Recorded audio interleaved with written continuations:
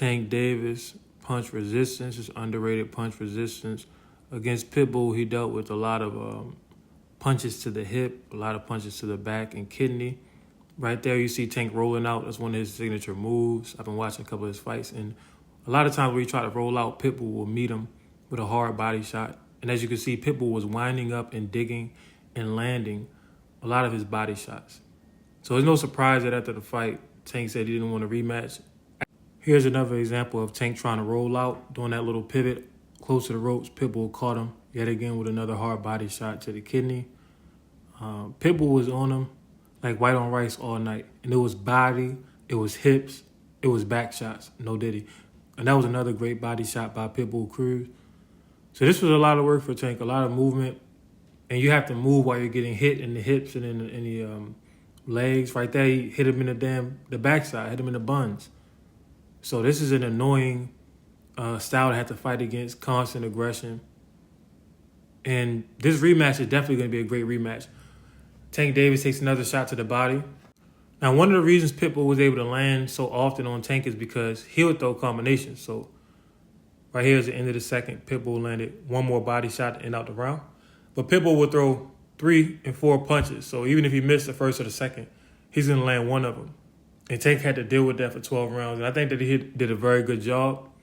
But in a rematch, he's going to have to be even more offensive, especially after Pitbull coming off of a draw with Lamar Roach. And Tank coming off a draw with Lamar Roach. So somebody has to really stamp and plant their flag. Somebody has to really make a statement. Right here, Pitbull working the body while Tank is pushing him. Pitbull dipping down into these shots. These are hard body shots, hitting Tank in the hips for 12 rounds. That's why I say Tank's punch resistance is underrated. We've never seen him really take a knee into that weird shot where he got hit in the eye against Roach. We've never really seen him truly wobble. Right here, Pitbull punching around Tank's guard. He was able to get around those elbows very often because Tank, he does drop his elbows and uses proper defense when he's crunching up or shelling up, but Pitbull goes right around the elbow. Now right here is one of the rare occurrences where Pitbull only throws one shot, but that's because Tank came back with a counter that forced him to duck down and he wasn't able to come back up. Look at Pitbull punching long. It's a short fighter throwing these long, rangy body shots. And then when Tank would dip down, he would continue to work the body. He would continue to hit those ribs.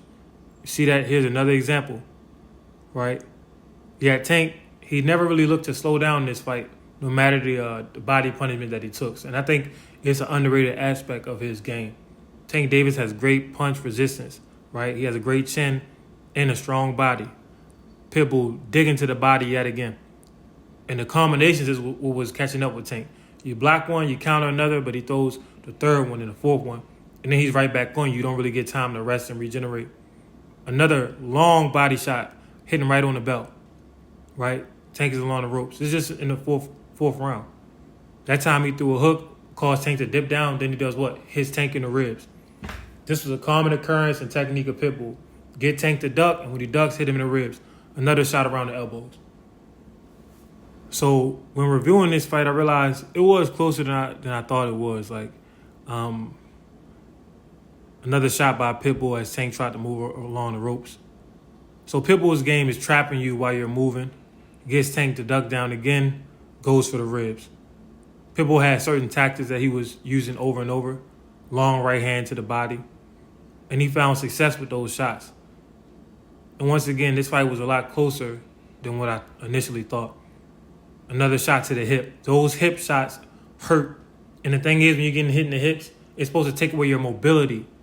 But Tank, he seemed fast all 12 rounds. His feet was able to move all 12 rounds. So, got to give him his credit. That time he pulled back away from the jab, but of course, Pitbull comes with a long, wide right hook to the body, lands it. Now he's getting Tank to bend over again. And of course, where's he going to go? Baby back ribs. That's like the third time we've seen Pitbull use that tactic. And he's punching either the ribs or the kidney of Tank. He's doing this for 12 rounds. So this is a very grueling fight. This is a fight where it's possible that Tank Davis was pissing blood. See that? Kidney shot. Long kidney shot. But Tank doesn't slow up his energy. He didn't look like he was zapped or fatigued at any point. Another shot to the hips right here in the 6th round. Look at how many times Pitbull makes contact with Tank's body, his hip, or his kidney. Another long hook. Pitbull was leading with hooks. His Tank right on the belt line. So I could understand why Tank said he didn't want to fight the man again. But luckily for us and for him, he's actually rematching Pitbull this year. Pitbull leading again with that hook. And that time he changed it from upstairs to the body. So he switched it from a high hook to a low hook. And then he comes back with another long right hook. So it was just a lot of body work, man. A lot of body work, and it was constant. It was never ending. Then he came with a long straight right after blocking Tank shots. So Pitbull is somebody that knows how to stay low, protect himself, and to land those shots. This time he's coming behind the jab. He landed the jab, and he goes high with the right hand. Lands it. Even though Tank turns his head, Tank was looking like Nelly right there. Nice little jab by Pitbull. But once again, you don't see Tank buzz, right? Long left hook to the body. Tank, he has the same punch resistance as a Gennady Golovkin or Canelo Alvarez. You know, in fact, I would say better than Canelo. We've never seen him hurt in the way that we've seen Canelo hurt. And I think in order for Tank to really beat somebody like a Lamont Roach, he's going to have to believe in his chin and believe in his punch resistance even more and make it an all-offensive, walk him down type of fight. Look at that counter by Pitbull. Pitbull was staying low, getting up under Tank's left. And while Tank tries to exit, look at that. Pitbull catches him with the hook.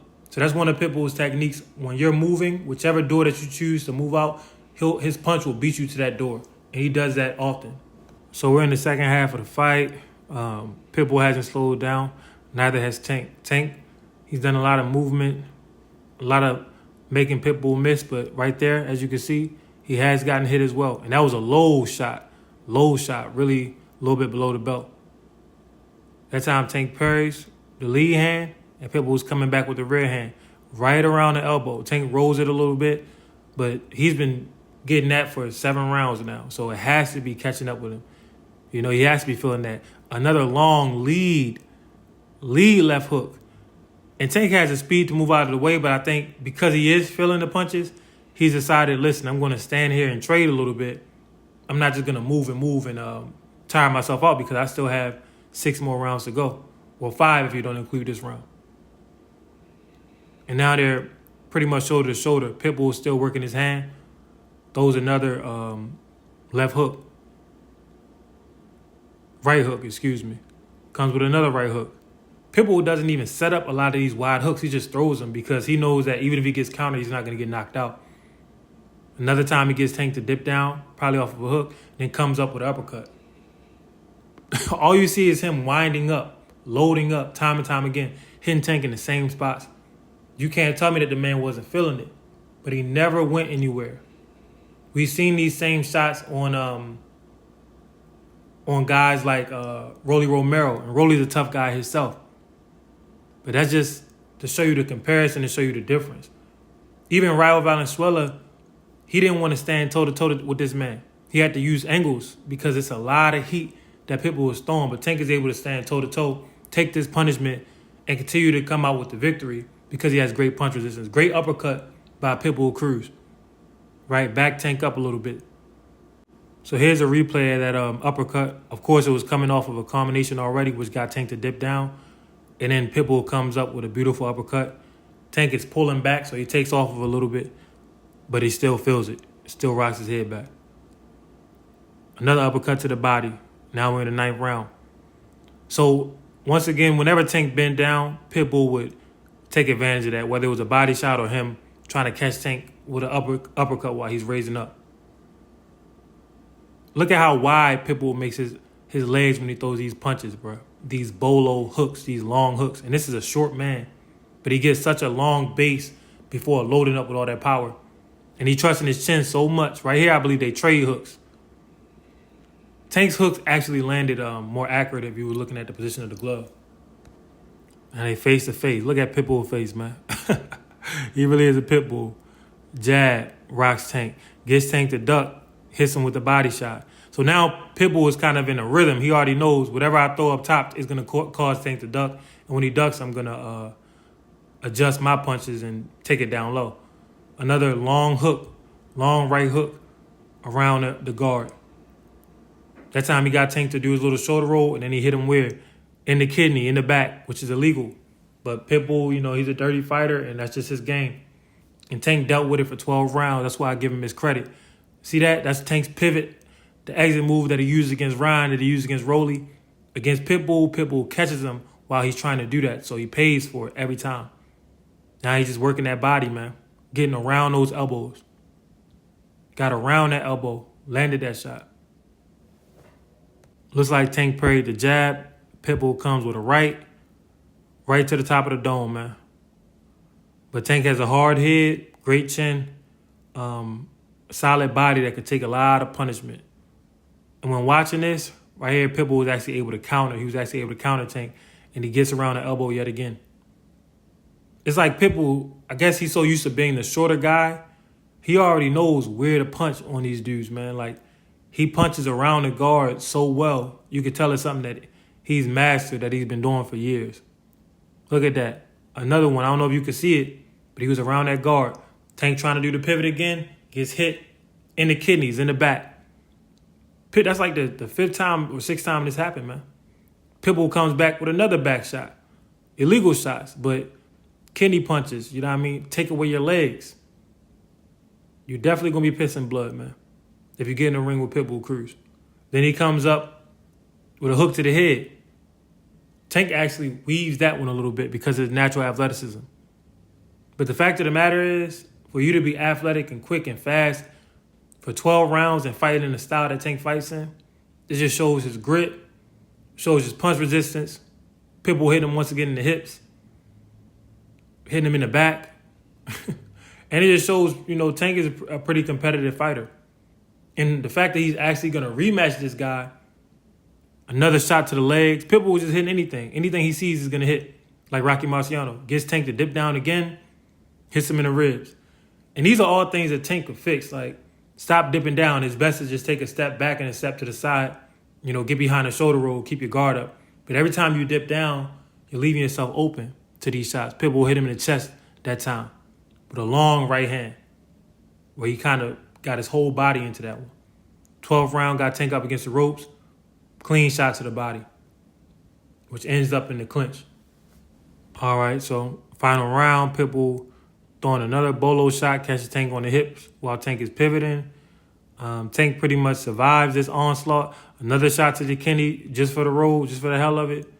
It gets Tank to turn a little bit. Last 49 seconds, this man still going hard. One more shot to the back. So Pitbull, his game is what it is. It's aggression. It's tactical aggression, as you can see. He hit Tank in the hips, in the legs, in the kidneys, in the stomach, and caught him with a couple of uppercuts. Went upstairs a couple of times. And it was constant pressure, right?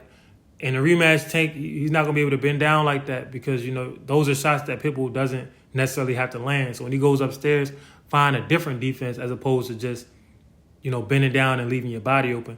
But shout out to Tank. This is volume 1 to show his punch resistance, his chin, his overall ability to take damage and still be fast and still be quick and athletic. We've never really seen Tank hurt, but he's fought against, guys who've knocked out big names. He fought against dangerous opponents. But y'all let me know what y'all think.